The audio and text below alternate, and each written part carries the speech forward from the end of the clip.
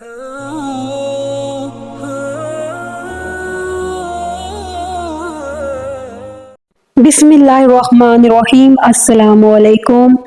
आज मैं बहुत ही दुख और तकलीफ़ के साथ ये वीडियो बना रही हूँ कि आप लोग इसका अंदाज़ा ही नहीं कर सकते कि मैं किस तकलीफ़ में ये वीडियो बना रही हूँ।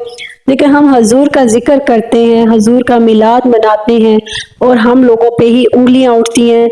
और जबकि महफिल सजाना और महफिल नात करवाना, हजूर की तारीफ़ करना, ये तो बहुत अच्छी बात है, बहुत खूबसूरत बात है, सवाब मिलता है। लेकिन कुछ जाहिल लोगों की वजह से हर के ऊपर उंगलियां उठ रही हैं, हर के ऊपर बात हो रही है।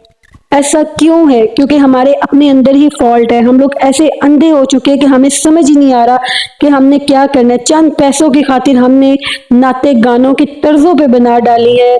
चंद पैसों की खातिर हमने अपनी इज्जत और सब कुछ खो दिया है। सिर्फ चंद पैसों की खातिर हमने गानों को और नातों को मिक्स कर दिया है। बहुत ही तकलीफ की बात है। अब ये वीडियो देखें जरा, फिर मुझे बताएं।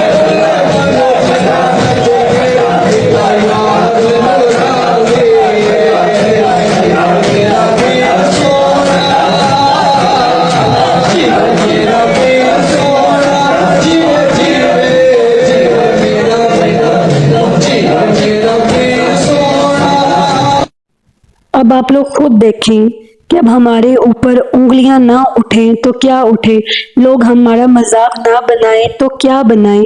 क्या गानों की तर्ज पे नातों को पढ़ना जरूरी है? क्या ये गुनाह नहीं है? आप जो कहते हो कि हम मिलाद मनाते हैं, हम हजूर का जिक्र करते हैं, क्या ऐसे हजूर का जिक्र किया जाता है कि आपके पास बड़ा, आप लोग अपने आप को आशिक रसूल कहते हैं, लेकिन आशिक की तारीफ करने के लिए आपके पास अपने अल्फाज ही नहीं है। अफसोस, इस तरह मिलाद ना मनाएं, ना ही इस तरह का हमारे इस्लाम में कोई मिलाद का हुक्म है। अपनी इस्लाह कीजिए और ऐसी महफिलों से परहेज कीजिए। और जब हम खुद को बदलेंगे तभी हमारे ऊपर उंगलियां उठना बंद होंगी। तो आप लोग ऐसी महफिलें जहां भी हो बेशक उठ के आ जाया करो। ऐसी महफिलों में रहकर सिर्फ और बदनामी और गुनाह के अलावा कुछ भी नहीं मिलता। खुदाया हजूर का मिलाद करना है तो घर बैठ के भी करो, हजूर का जिक्र घर बैठ के करो, या ऐसी महफिलों में जाओ जहां बयान हो। शुक्रिया।